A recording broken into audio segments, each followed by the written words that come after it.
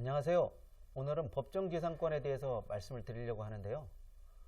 일반적으로 법정지상권 같은 경우에는 법률 규정에 나와 있고 민법 제366조에 근거를 하고 있습니다. 반대로 관습법상 법정지상권 같은 경우에는 대법원 판례에 따른 것이고, 둘의 차이점이라고 하면 법률에 규정이 되어 있느냐 아니면 규정이 되어 있지 않느냐, 이 차이인 것 같아요. 물론 원인을 보게 되면 저당권 설정 당시 토지와 건물이 동일인일 것, 또 저당권 실행을 경매로 인해서 분리할 것. 반면에 관습법상 법정지상권 같은 경우에는 처분 당시 토지와 건물이 동일인일 것, 매매 기타 사유로 분리될 것, 이 정도입니다. 물론 성격은 전혀 달라요. 기본적으로 법정지상권 같은 경우는 강행 규정이고요. 강행 규정이기 때문에 특약은 당연히 무효됩니다.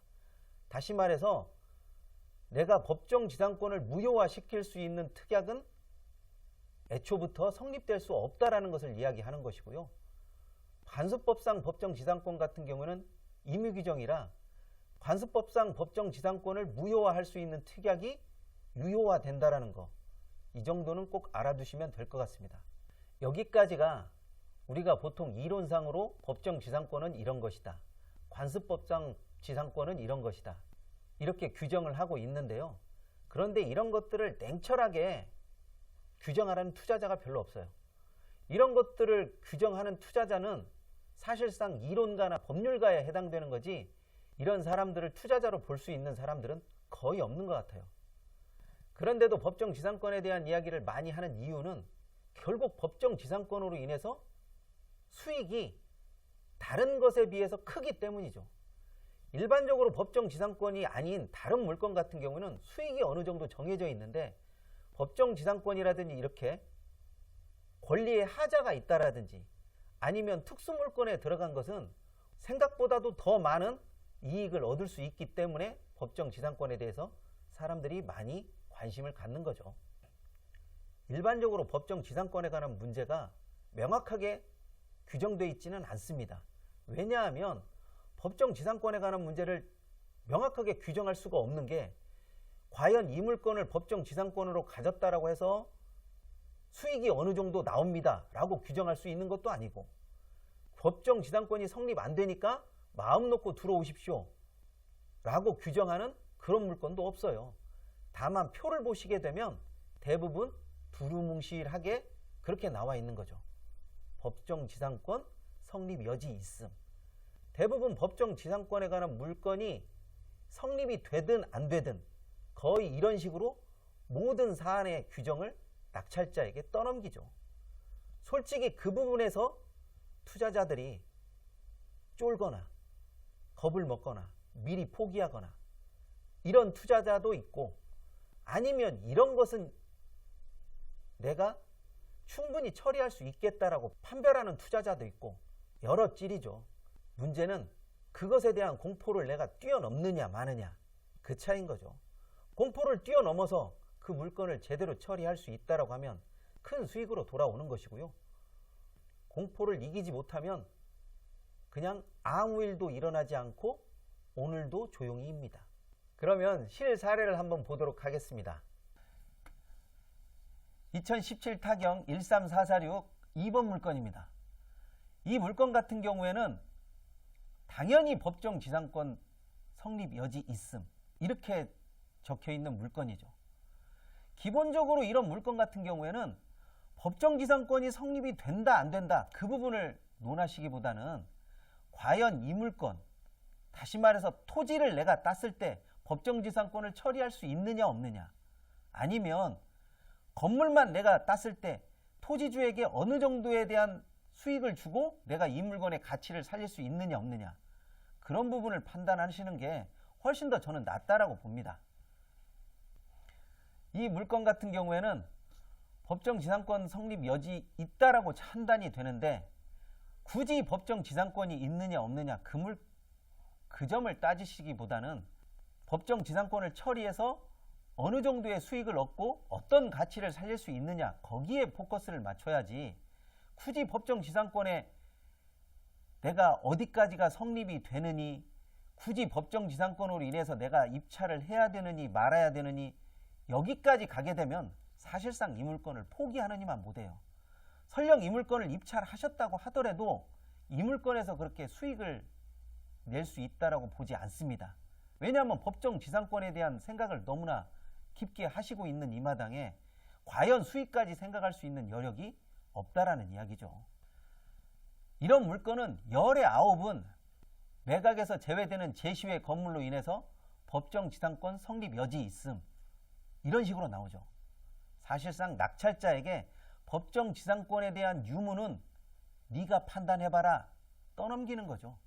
그런데 우리는 투자가지 법률가나 이론가가 아니기 때문에 굳이 그렇게 법정지상권에 대한 유무를 따질 필요가 없다라는 거죠. 만약에 여기에서 토지만 낙찰을 받았다라고 하면 낙찰받은 그 부분에 대해서만 우리가 판단을 하면 됩니다. 그 이상을 판단한다는 것은 수익에 관한 생각을 하는 것보다는 그렇게 따지면 법무사나 변호사를 찾아가는 것이 훨씬 더 낫다라고 보여집니다. 사진 한번 보도록 하겠습니다. 자, 이 사진을 보게 되면 법정지상권이 성립이 되는지 마는지 그건 모르겠는데 일단은 내가 쓸 물건이 하나도 없다라는 데 포커스가 모아지는 거겠죠. 솔직히 저 블록 한 장, 저기 나와 있는 사다리 한 칸을 가져가서 내가 살림살이에 얼마나 크게 보탬이 될는지는 모르겠지만 과연 저것을 누가 얼마나 활용도 있게 보느냐라는 것은 전혀 다른 문제죠. 법정지상권과. 또 다른 사진을 한번 보도록 하겠습니다. 마찬가지로 같은 공간에 있는 물건인데요. 이 물건은 사실상 여기가 주택으로서의 기능을 하지 않는다라는 것을 보여주죠. 여기는 유리공장이었습니다. 실질적으로 이쪽으로 가게 되면 유리 파편도 굉장히 많고 또 유리에 인해서 쉽게 내가 이 유리를 팔아먹겠다, 아니면 유리공장을 인수하겠다, 이런 생각을 가지신 분들은 아마 없을 거라고 판단이 됩니다. 다음 사진을 보도록 하겠습니다. 이 사진과 같은 경우에는 저쪽에 있는 파란 공장이 사실상 주택이 있던 부분인데 기존의 주택에 있는 부분을 멸실하고 무허가로 공장을 지어놓은 그런 물건이죠. 그렇다면 내가 여기에 들어가서 법정지상권이 있으니까 이 사람이 나한테 사용료, 즉 지료를 내가 청구할 수 있느냐 없느냐, 아니면 이 건물을 싹 밀어버리고 내가 새로운 건물을 짓느냐 마느냐, 아니면 깨끗하게 치우고 땅대로 파느냐 마느냐, 여기에 판단이 갈려야지 법정지상권이 걸리느니 마느니 관습법적 지상권이니 하는 말은 책에서나 하는 말이지 실질적인 실무에서는 그런 생각은 좋은 생각이 아니죠.